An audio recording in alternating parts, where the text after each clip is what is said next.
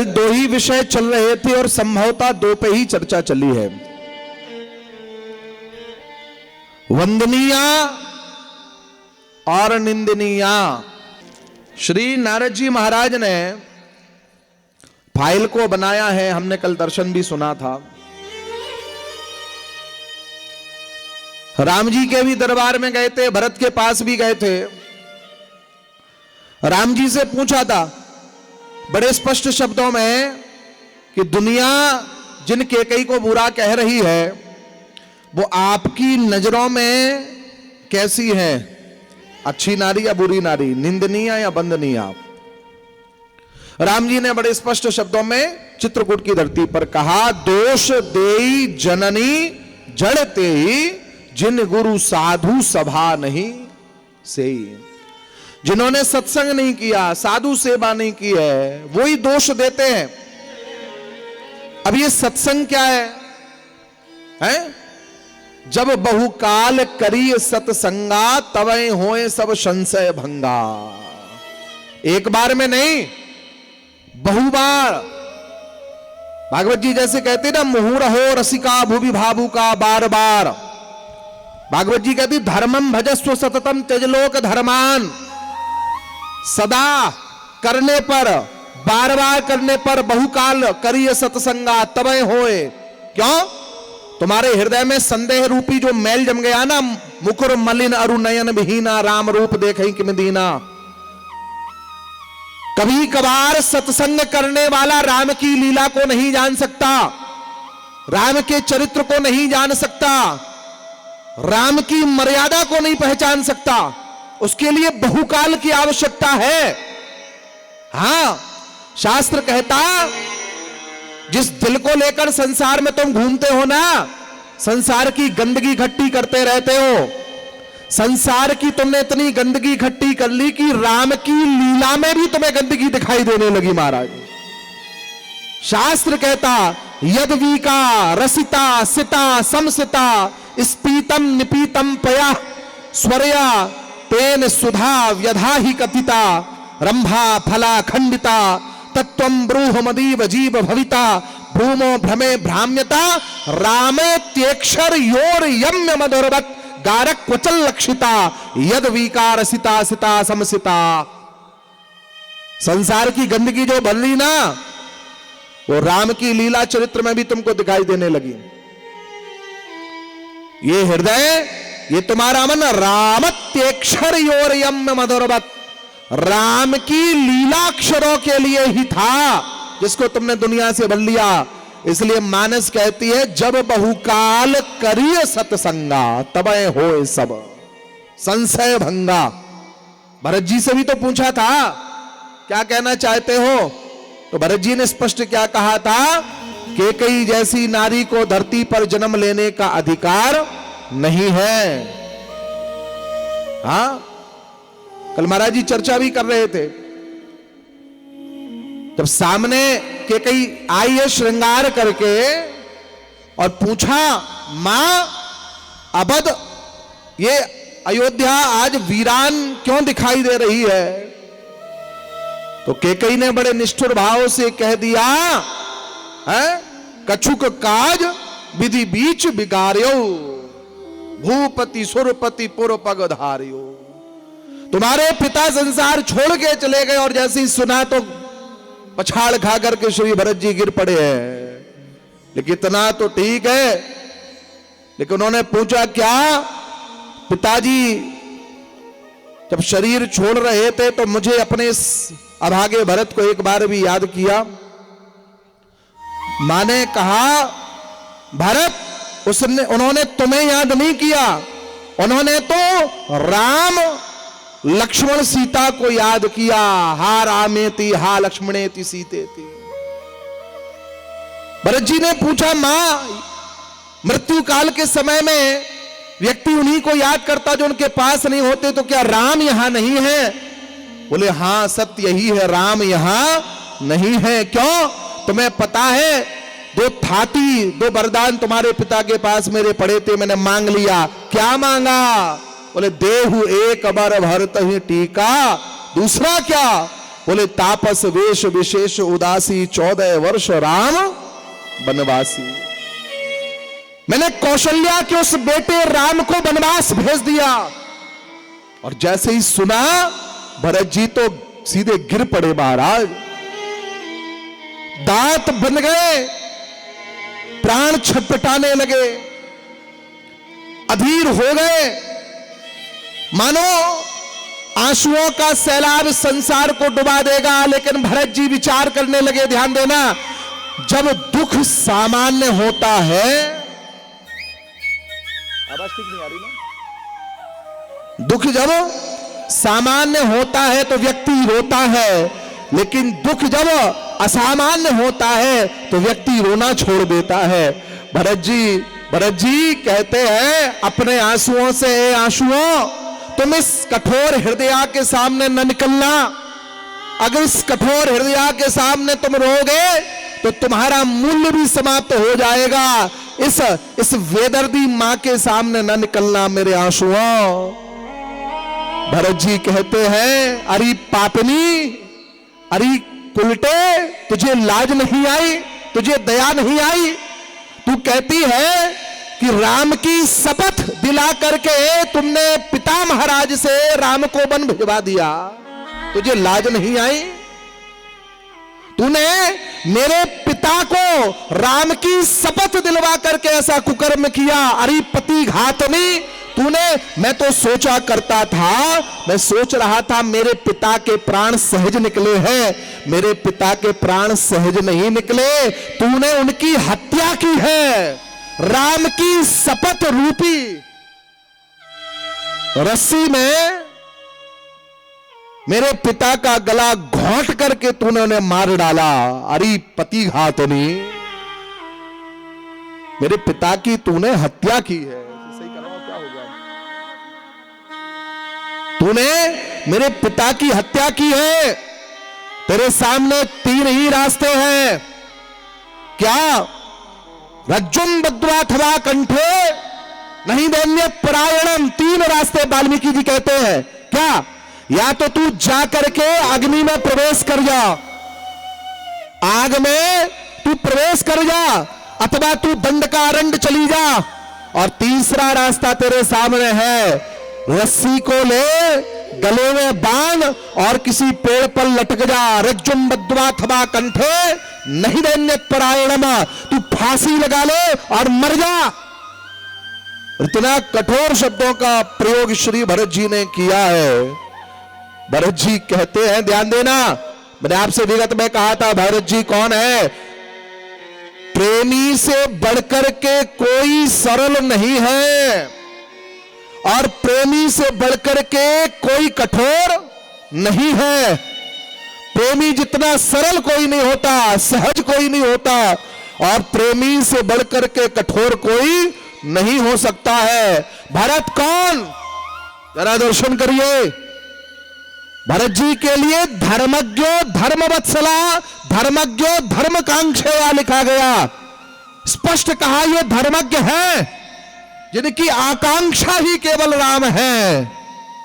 लेकिन जरा इनका चरित्र दर्शन करिएगा। भरत जी का कल आपने भी दर्शन किया। धर्मज्ञ लिख दिया गया। क्यों?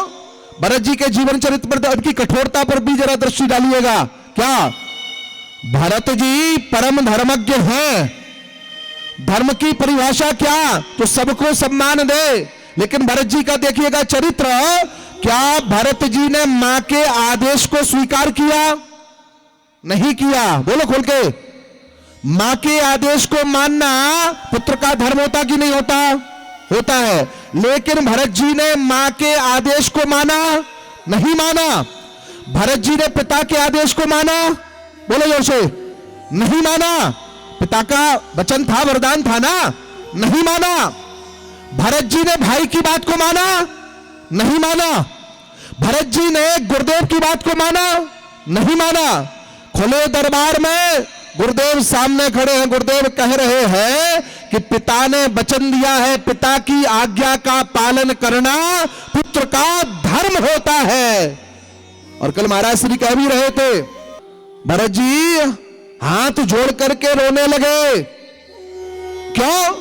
गुरुदेव की बात की खंडना करनी है, वो गुरुदेव जिन्होंने काखागा सिखाया है, वो गुरुदेव जिन्होंने आयुण रिलिक्स सिखाया है, उन गुरुदेव की बात का खंडना करना है, खंडन करना है। और खंडन किया, गुरुदेव ने कहा धर्म का पालन करो। भरत जी ने स्पष्ट शब्दों में कह दिया, गुरुदेव धर्म का पालन हमारे भाई ने किया, परिणाम क्या रहा कि हमारे पिताजी की मृत्यु हो गई। धर्म का पालन पिताजी ने किया, परिणाम क्या रहा, हमारे ज्येष्ठ भ्राता राम वनगमन चले गए, वन को चले गए, परिणाम क्या रहा धर्म का, हमारी माताएं विधवा हो गई, परिणाम क्या रहा धर्म का, सारी अयोध्या आज वीरान हो गई। अभी भैया राम ने धर्म का पालन किया, परिणाम आज अयोध्या वीरान है, लाखों लोग रो रहे हैं। और अगर भारत ने धर्म का पालन किया तो रसा रसातल चली जाएगी महाराज। अभी ये धर्म का पालन करूंगा तो पृथ्वी कांप जाएगी। भरत कह रहे हैं, गुरुदेव की बात की खंडना कर रहे हैं। भरत जी कहते, गुरुदेव बताइए, आप कहते हैं पिता के वचनों का पालन करना। भरत जी कहते हैं, मेरा दूसरा आपसे प्रश्न है, क्या पिता के किस वचन का पालन करना पुत्र का धर्म है?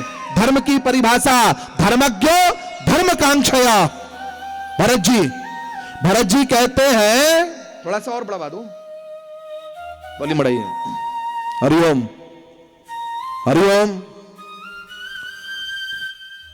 भरत जी कहते हैं, बेस कम कर दो, बेस डाला है ना, बेस कम करो।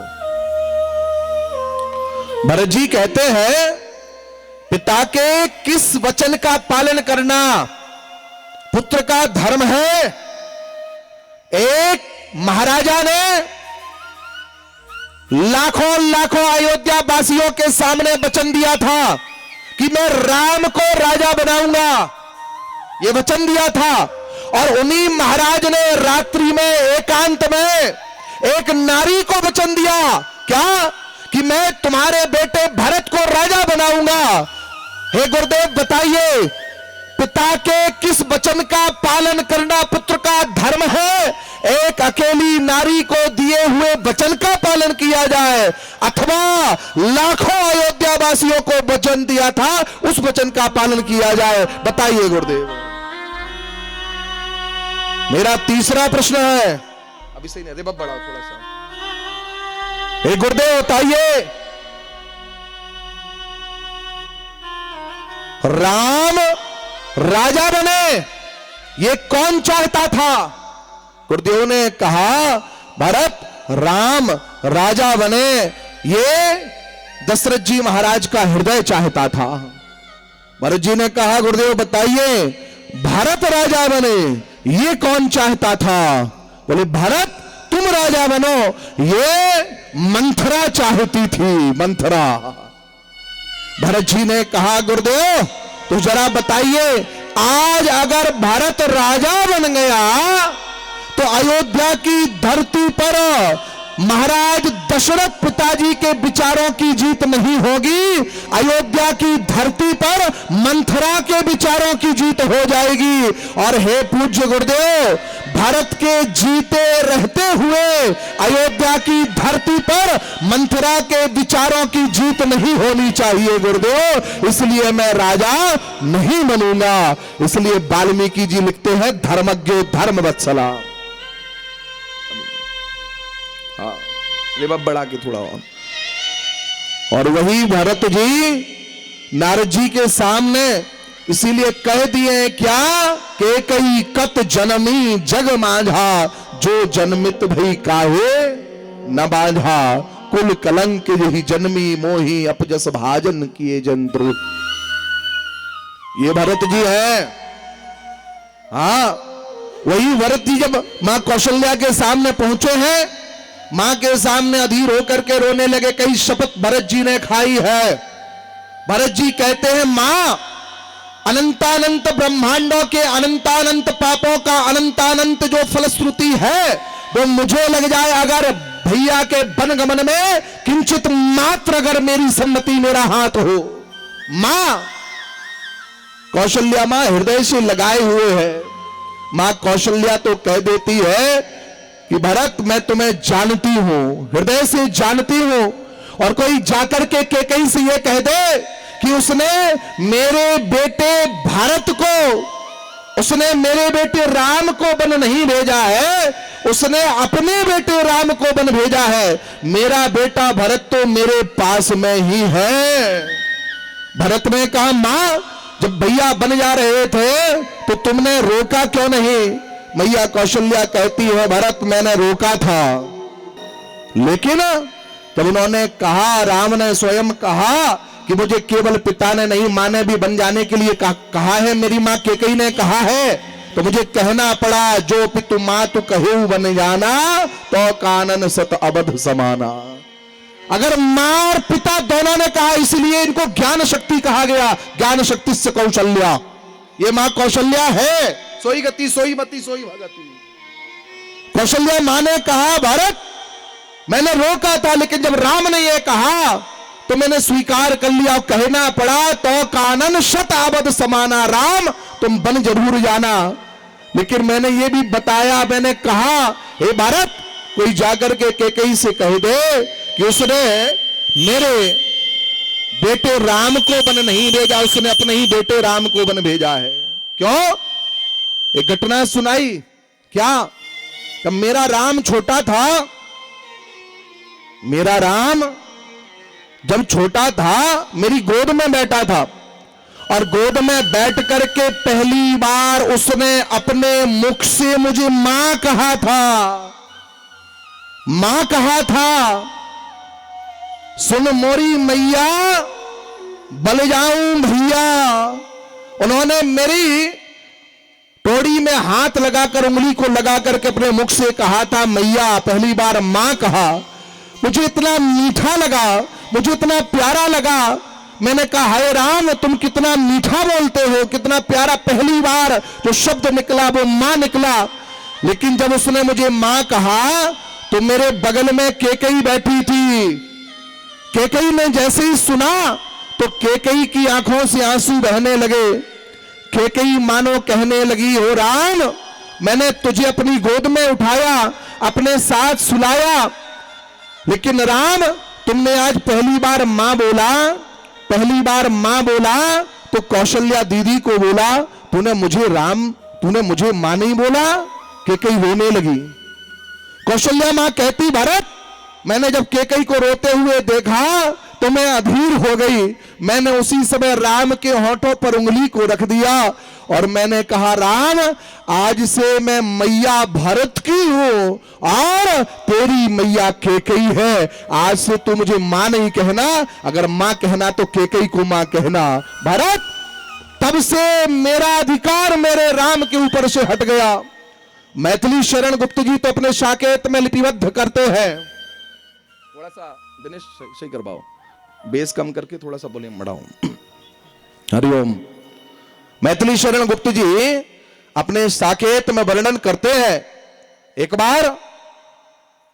बार कौशल्या मां के साथ में राम जी सो रहे थे और राम जी सो जब रहे थे अचानक अर्धरात्रि की बेला थी और राम जी स्वप्न देखते देखते अचानक उठ गए और उठ करके भागने लगे और रोने लगे।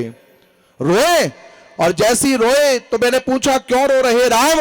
तो रोते रोते उन्होंने अपनी मझली मां का कैकेयी का नाम लिया और जब नाम लिया तो मुझे सोचना पड़ा कि इसे नींद नहीं आ रही है, कैकेयी को बार बार याद कर रहा है। तो राम को गोदी में लेकर के मैं कैकेयी के भवन की ओर चली गई। कैकेयी के दरवाजे को मैंने खटखटाया और जब कैकेयी आई तो कैकेयी भी रो रही थी। क्यों? कैकेयी को राम के बगैर नींद नहीं आ रही थी, रो रो जा रही थी। और देखा तो कहा कौशल्या दीदी आप? बोले हाँ कैकेयी देख ये तेरा राम तेरे बगैर सोता नहीं, मैंने आज हठ पूर्वक अपने साथ लिटा लिया तो आज ये रो करके जाग गया। ले कोहिकिन ये कोहिक राम तब जागा, निज मझली मां का स्वप्न देख उठ भागा। अरे कोहिकनिया अपने इस कोहिक राम को संभाल, ये तेरे बगैर सोता नहीं है, इसे तू संभाल ले। कैकेयी मां ने राम को ले लिया और जा करके मां मां राम को लेकर के गोदी में लेकर सुलाने लगी और सोने लगी, लेकिन अंबा कौशल्या द्वारे पर खड़ी है। मां कैकेयी ने देखा तो लौट करके आई, दीदी तुम जाती क्यों नहीं, क्यों रुकी हो? कौशल्या मां ने कहा, कैकेयी जैसे तू मां है ऐसे ही मैं भी मां हूं। तुझे तो लिटाने के लिए मेरा राम मिल गया, लेकिन मुझे नींद कैसे आएगी? आहा, कैकेयी भीतर गई और भीतर जाकर के भरत लाल को गोदी में लेकर के आई है और भरत जी को कौशल्या मां की गोद में दे दिया। कहा, दीदी आज से मेरा भरत तुम्हारा हुआ, तुम्हारा राम आज से मेरा हुआ। कौशल्या मां इसलिए कहती है, कोई जाकर के कैकेयी को बता दे, उसने मेरे बेटे राम को वनवास नहीं दिया, उसने अपने ही बेटे राम को वनवास दिया है। इसलिए धर्मज्ञो धर्म वत्सला, मेरा बेटा तो मेरे सामने है, लेकिन वही भरत बड़े कटु शब्दों में कह देते, कैकेयी कत जन्मी जगमाजा, जो जन्मित वही काहि न बाजा, कुल कलंक जही जन्मी मोहि, अपजस भाजन किए जन द्रोही। राम तो कैकेयी के पुत्र है, इसलिए राम जी ने दोष देई जननी जड़ते ही, जननी शब्द का प्रभु ने प्रयोग किया है। जननी दोष देई जननी जड़ते ही, जय गुरु साधु सब। नारद जी फाइल लेके घूम ही रहे हैं। नारद जी ने जरा चिंतन किया कि मैंने सबसे पूछ लिया, लेकिन जरा उनसे भी पूछे जिनके विषय में लोग कहते बड़े कठोर हैं, बड़ा कठोर मानते हैं। कौन है? श्री लक्ष्मण भैया। लखनलाल जी के पास पहुंच गए। लखनलाल जी से कहा, लक्ष्मण भैया आप जरा बताइए, आपके सामने एक फाइल है, किसकी है? बोले कैकेयी मां की है। मां कैकेयी अच्छी नारी है या बुरी नारी, निंदनीय या वंदनीय?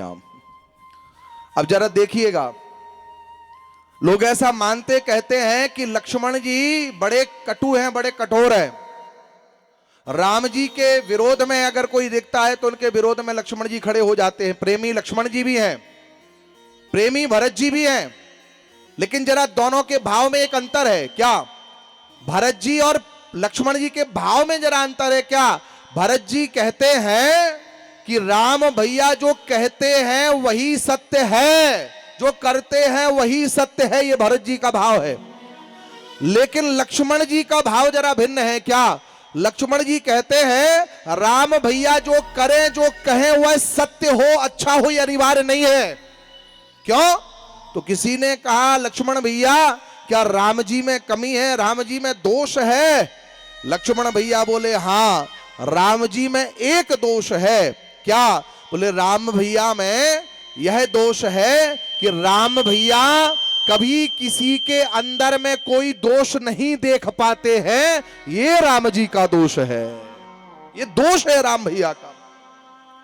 लक्ष्मण जी से पूछा, तुम जरा बताओ कि मां कैकेयी के विषय में, अब लक्ष्मण जी का जरा चरित्र पढ़िएगा, देखिएगा। लक्ष्मण कौन है? जिन्होंने अपने ससुर जी को भी नहीं छोड़ा, जनक जी को नहीं छोड़ा। आपने दर्शन किया है जनक जी के दरबार में, कहीं जनक जस अनुचित बानी विद्यमान रवि, देखा कि नहीं? छोड़ा क्या? जनक जी को, ए जनक, कहीं जनक, श्रीमान जनक नहीं, माननीय जनक नहीं, आदरणीय जनक नहीं, राजा जनक नहीं, सीधा कहा कहीं जनक जस अनुचित बानी, ए जनक, ए जनक से संबोधन किया है। तो किसी ने कहा, लक्ष्मण भैया आप जिसे ए जनक ऊ जनक कह रहे हैं, ये कौन है?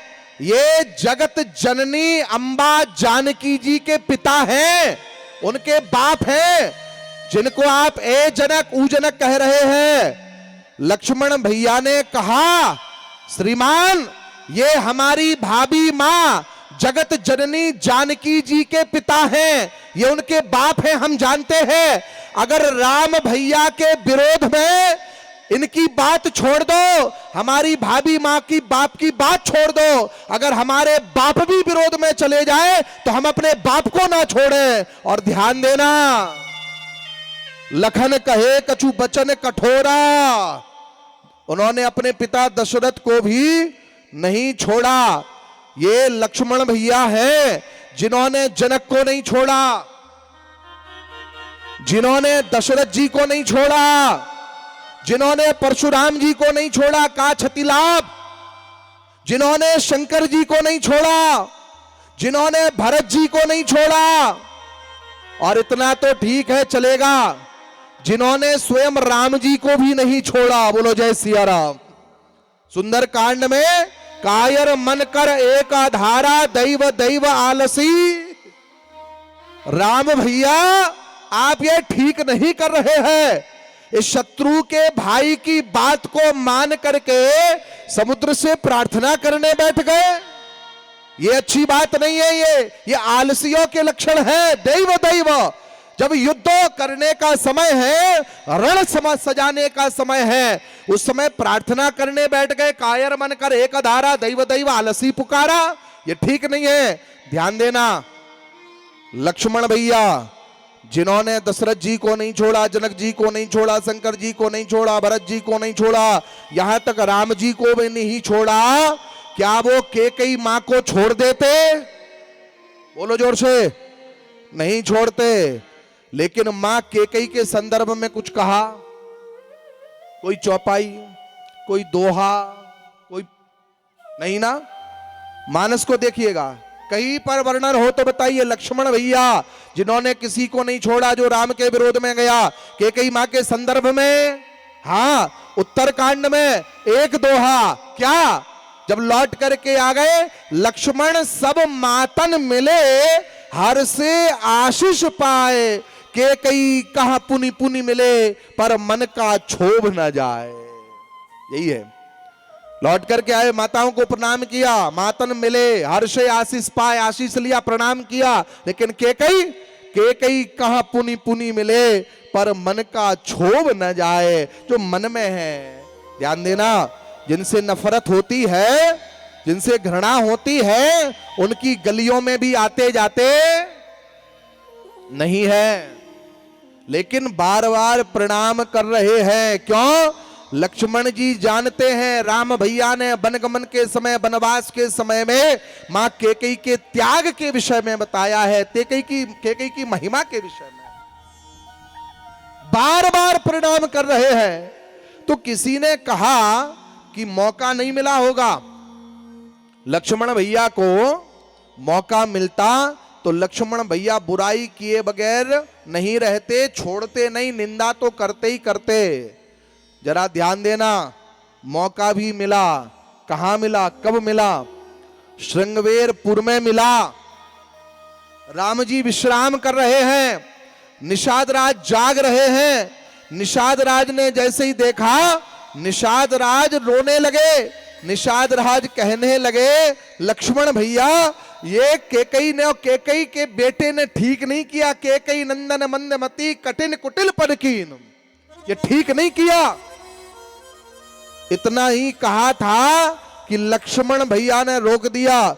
लक्ष्मण भैया कहते हैं, निषाद राज वाणी पर संयम रखिएगा। क्यों? ये हमारे घर के अंदर की बात है, और रही बात राम जी के वनवास की, तो काऊ न को सुख दुख करी दाता, निज कृत कर्म भोग सब। लक्ष्मण भैया ने स्पष्ट शब्दों में रोक दिया। पूरा चरित्र पढ़िएगा, कहीं पर भी एक निंदा की चर्चा उन्होंने नहीं की है। लक्ष्मण भैया ने तो जजमेंट दिया ही नहीं है। कहां कहां जाएं? नारद जी महाराज आगे बढ़े, पूछ लिया वाल्मीकि जी जरा आप बताइएगा। वाल्मीकि जी कह देते हैं, कौन है कैकेयी? ज्ञान शक्तिश्च कौशल्या, सुमित्रो पासनात्मिका, क्रिया शक्तिश्च कैकेयी, वेदो दशरथो निरुपमा। वो तो क्रिया है और क्रिया निष्ठुर हुआ करती है महाराज। तुलसीदास जी का अपना मत देख लो जरा। तुलसी जी क्या कहते? बाबा तुलसीदास जी ने कैकेयी के लिए क्या कह दिया? बोले काई कुमति कैकेयी केरी, परी जात सो विपति घनेरी। क्या संज्ञा दे दी? काई कुमति कैकेयी केरी। कैकेयी क्या है? बोले काई। अब काई पर जरा चिंतन करिए, काई का ध्यान दीजिएगा। काई क्या होती है? बोलो, काई क्या है? जो जल पे छाई रहती है उसे काई कहते हैं। काई करती क्या है? काई का सर्वे क्या कहता है? काई के लिए वैद्य डॉक्टर कहा करते हैं, काई जहां छाई रहती, पहला दर्शन करिए, काई जहां छाई रहती है, काई के नीचे का जल बड़ा शीतल रहता है, पहला। दूसरा, काई को उबाल करके, काई के जल को उबाल करके छान करके पिया जाए तो काई पेट में बन रहे रोग, असाध्य रोगों को भी नष्ट कर देती है। काई कैंसर जैसे रोगों को भी नष्ट करने की क्षमता रखती है, यह काई के लिए सर्वे कहता है। तीसरा, काई का लक्षण क्या?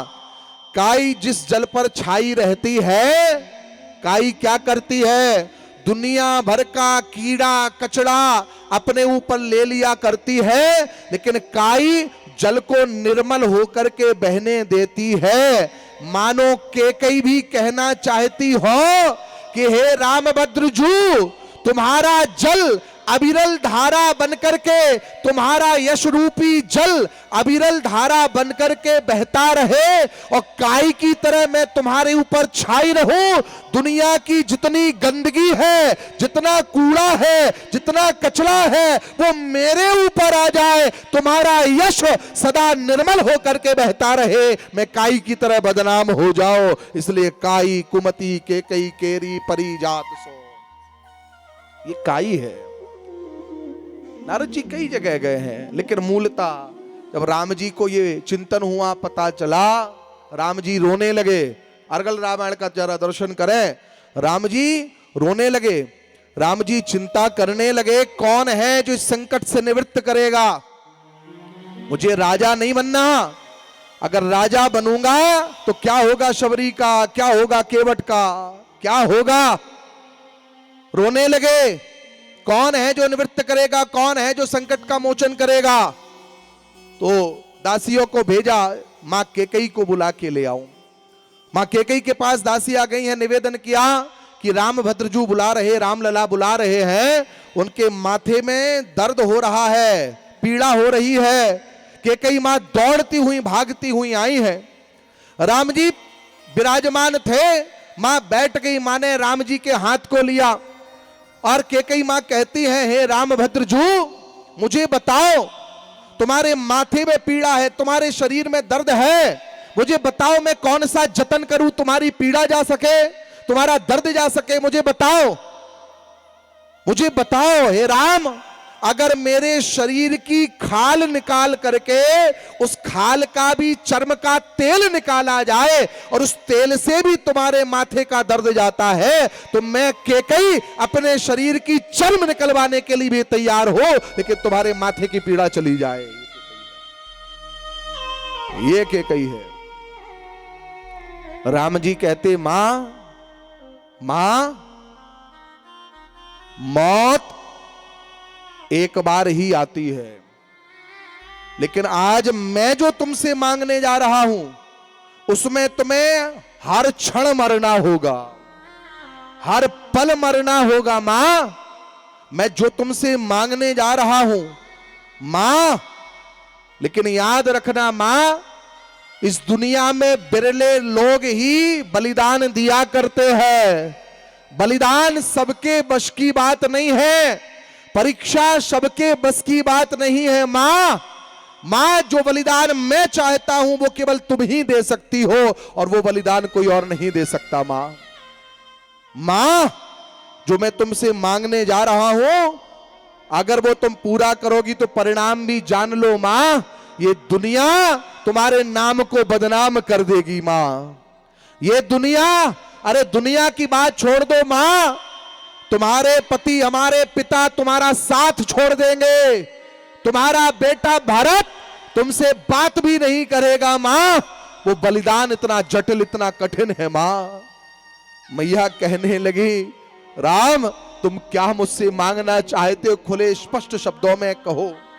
राम जी कहते, मां तुम्हें याद होगा बचपन में जब मैं गेंद के साथ खेल रहा था, वो गेंद तुम्हारे पास आ गई थी। अध्यात्म रामायण, वो गेंद तुम्हारे पास आ गई थी और जब गेंद लेने में आया उस समय दो बच्चों की बात हुई थी और कहा था जब चाहो सो मांग लेना। वही दो वचन आज मैं तुमसे मांगता हूं मां। क्या? बोले मेरे भाई भरत को तुम राजा बनवा दो, और दूसरा क्या है? बोले मुझे 14 वर्ष का वनवास दिला दो मेरी मां, बस यही बलिदान चाहिए।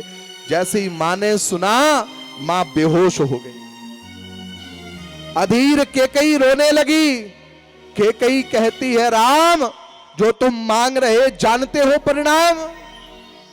ये सत्य है, जब मैं तुम्हारे पिता महाराज से ये मांगूंगी तो सारी दुनिया मेरे ऊपर न जाने कितना कलंक लाद देगी। मेरा बेटा भरत मुझसे दूर हो जाएगा, वो मुझे मां भी नहीं कहेगा। राम, दुनिया की नजरों में मैं गिर जाऊंगी, तुम्हारे पिता मेरा त्याग कर देंगे, और हो सकता है कि मैं विधवा भी हो जाऊं। लेकिन राम, मुझे एक बात बताओ, क्या दुनिया के नजरों में मैं गिर जाऊंगी, लेकिन तुम्हारी नजर में मैं कहां रहूंगी? राम जी कहते हैं मेरी मां, मेरी नजर में आज भी तू महान है, और मेरी नजर में कल भी तू महान रहेगी। तुम्हारे से बड़ा बलिदान ना किसी ने किया है, ना कोई करेगा। इसलिए मेरी मां, ये बलिदान तुम कर दो, तुझसे मेरी यही प्रार्थना है। मां बेहोश हुई ना, तो प्रभु ने चतुर्भुज रूप धारण किया है। लेकिन मां कहती है राम, जो तुमसे प्रेम करते हैं उनकी ही तुम परीक्षा लिया करते हो, जो तुमसे प्रेम करते उनसे ही तुम बलिदान लिया करते हो। लेकिन राम, तुम्हारी यश रूपी पताका के लिए ये बलिदान देने के लिए भी मैं तैयार हूं। और आप दर्शन किए हैं, मां इतनी कठोर हृदया बनी, इतनी कठोर हृदया बनी मां, परिणाम क्या रहा? आहा, देहु एक बर भरत ही टीका, और दूसरा तापस वेश विशेष उदासी, 14 वर्ष राम बनवासी। भगवान को राम को वन भेज दिया। दशरथ जी ने कहा था, दशरथ जी कहे थे, दशरथ जी ने पूछा था कि कहीं क्या तू नहीं चाहती तेरा बेटा राम राजा बने? क्या तू नहीं चाहती?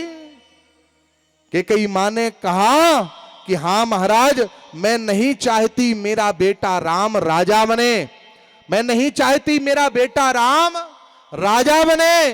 तो बोले मैं तो ये चाहती हूं मेरा बेटा राम राजा नहीं, मेरा बेटा राम भगवान राम बने। क्यों? रघुवंश में कई राजा आए और चले गए, लेकिन भगवान केवल मेरा बेटा राम ही बनेगा। संसार में जो पूजा जाएगा वो मेरा बेटा राम होगा। मां का बलिदान, केकई मां का, इसलिए राम जी ने चित्रकूट के दरबार में स्पष्ट कहा था, दोष देई जननी जड़ते ही, जिन गुरु साधु सभा नहीं से ही। महाराज, दोष देई। सियावर रामचंद्र की।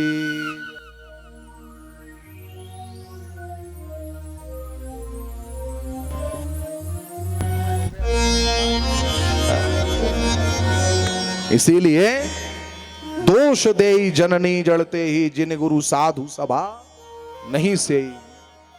वो बलिदान रहा। और चर्चा जब है बलिदान की, तो मैंने आपसे कल चर्चा भी की थी।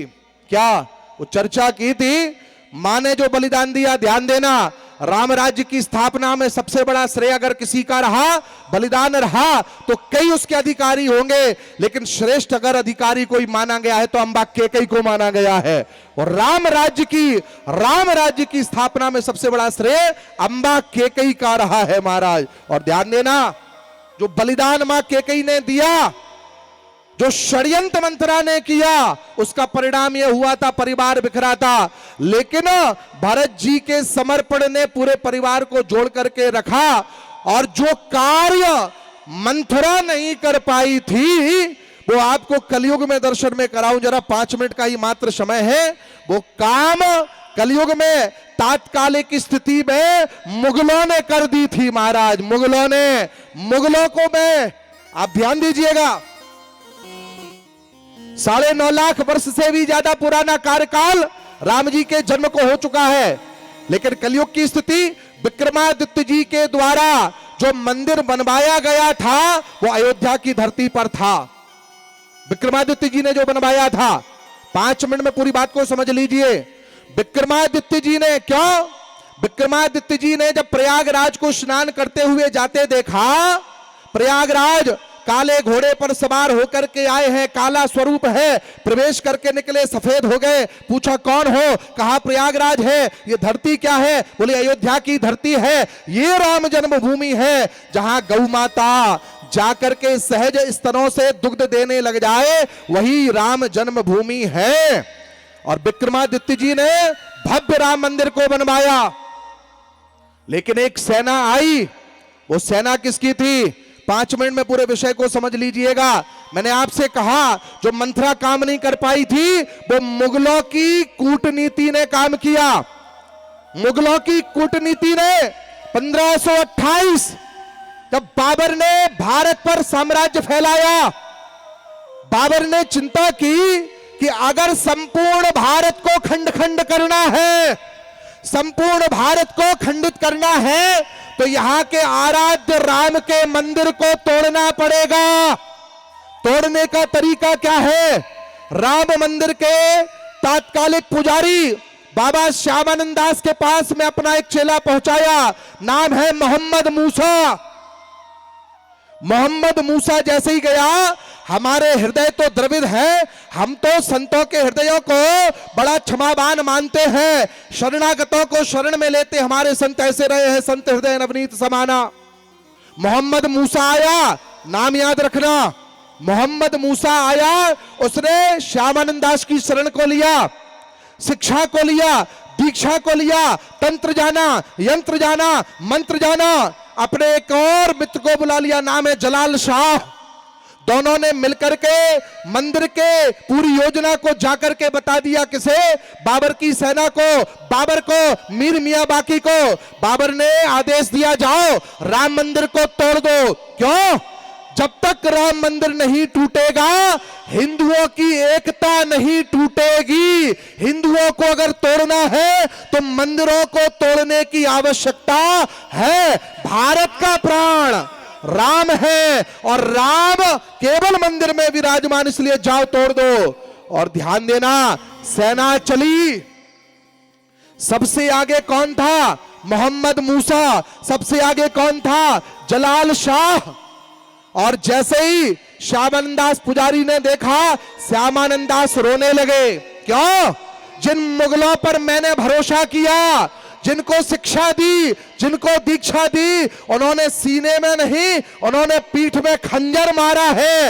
ये कौम ऐसी है जो विश्वासघात किया करती है। जब जब हमने विश्वास किया तब तब इनने हमारे साथ में छल किया। आज श्यामानंद दास रोने लगे थे और परिणाम क्या रहा, बाबर की सेना ने आक्रमण किया। श्यामानंद दास पुजारी ने भीटी के राजा मेहताब सिंह को पत्र लिखा और पत्र ये लिखा, वो जा रहे थे बद्रीनाथ यात्रा करने, मेहताब सिंह को पत्र लिखा और कहा मुगलों की सेना ने आक्रमण कर दिया, तीर्थ यात्रा बाद में होती रहेगी, अगर मंदिर सुरक्षित नहीं रहेंगे तो भारत भी सुरक्षित नहीं रहेगा। भारत को बचाना है तो मंदिर को बचाना पड़ेगा। भीटी के राजा मेहताब सिंह लौट के आ गए, 2 लाख से ज्यादा सेना साथ में थी, युद्ध आरंभ हो गया। ध्यान देना, मुगलों की सेना से वीर हिंदुओं की सेना लड़ी, उसमें कोई ब्राह्मण नहीं था, उसमें कोई क्षत्रिय नहीं था, उसमें कोई दलित नहीं था, उसमें कोई अगड़ा नहीं था, उसमें कोई पिछड़ा नहीं था। हिंदू वीर मुगलों की सेना से लड़े, परिणाम देखिएगा। और ध्यान देना, वो राम के लिए लड़े थे, वो मेहताब सिंह के लिए नहीं लड़े थे, वो श्यामानंद दास के लिए नहीं लड़े थे, अपने आराध्य राम की रक्षा सुरक्षा के लिए लड़े थे। और संतों का भी आवाहन क्या है, जो राम को अपना मानता वो राम के लिए लड़ना भी जानता है। हमारे संत कहते हैं, राम जनमानस के प्रतिमान है, जिसके एक नहीं लाखों प्रमाण है। राम दीनों के, दलितों के भगवान है, राम धोबियों के, निषादों के, शबरियों के प्राण है। और ऐसे राम का जो व्यक्ति भक्त नहीं है वो कोई और है, वो हिंदू रक्त नहीं, वो हिंदू की औलाद नहीं, जो राम का पुत्र नहीं, राम का भक्त नहीं, राम का सेवक नहीं है। ध्यान देना माताओं बहनों, राम सेवा करते करते 40,000 से ज्यादा साधु मारे गए, निर्मोही अखाड़े के संत मारे गए, 2.25 लाख से ज्यादा वीर सेनानी मारे गए। और बाबर की सेना की बर्बरता कब हुई?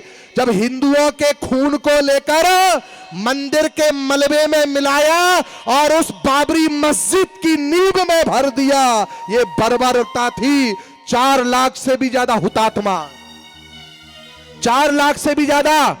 और मातृशक्ति को मैं चाहूंगा ध्यान देना जरा, वीर सेनानी लड़े, बलि वेदी पर बलिदान हुए। देवी दीन पांडे जो कर्मकांड करते थे, 1000 से ज्यादा सेनानियों को लेकर के लड़ने पहुंच गए, वो भी बलि वेदी पर बलिदान हुए। जयराम कुमारी का नेतृत्व हुआ तैयार। एक माता तैयार हुई जो भोजन पकाती थी, जो अपने घर में रहती थी। उसने कहा अगर हमारा राम मंदिर सुरक्षित नहीं है, हमारी अयोध्या में ये मस्जिद अगर बनी रही तो हमारा जीना बेकार है। 3000 माताओं बहनों को लेकर के जयराम कुमारी ने युद्ध लड़ा और 6 माह तक युद्ध लड़ने के पश्चात उन्होंने मस्जिद पर भगवा ध्वज लहरा दिया था। ये मातृशक्ति दुर्गा वाहिनी का नेतृत्व था, ये आपकी शक्ति थी। मुगलिया सेना की गर्दनें जिन्होंने काटी वो मातृशक्ति थी। लेकिन 4 लाख से ज्यादा हुतात्माओं की आहुति पड़ी, 76 युद्ध हमने लड़े, तब जाकर के परिणाम आज भव्य राम मंदिर का हम दर्शन कर रहे हैं। एक मंथरा ने 14 वर्ष इंतजार कराया था, लेकिन लाखों ये मुगलिया सेना मंथरा जो बैठी है, इन्होंने 500 वर्ष का संघर्ष करा दिया। 500 साल में हम एक मंदिर ले पाए। हमारे ऐसे 40,000 मंदिर आज भी मुगलों की देन है जो तोड़े गए थे महाराज, हम उन्हें भी लेकर के रहेंगे। क्यों? भारत की पहचान मंदिर से है, भारत की पहचान हमारे राम से है। इसलिए संतों का वही आवाहन है, क्या वीर शिवा राणा प्रताप का गूंज उठा वह नारा है, कहो गर्व से हम हिंदू हैं, हिंदुस्तान हमारा है, हिंदुस्तान हमारा है, हिंदुस्तान हमारा है। बोलिए सच्चिदानंद भगवान की, भारत माता की, हिंदू राष्ट्र की जय जय श्री राम। माताएं आवाज नहीं आ रही है।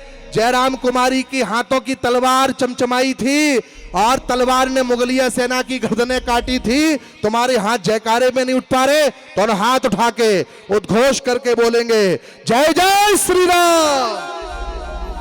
भारत माता की।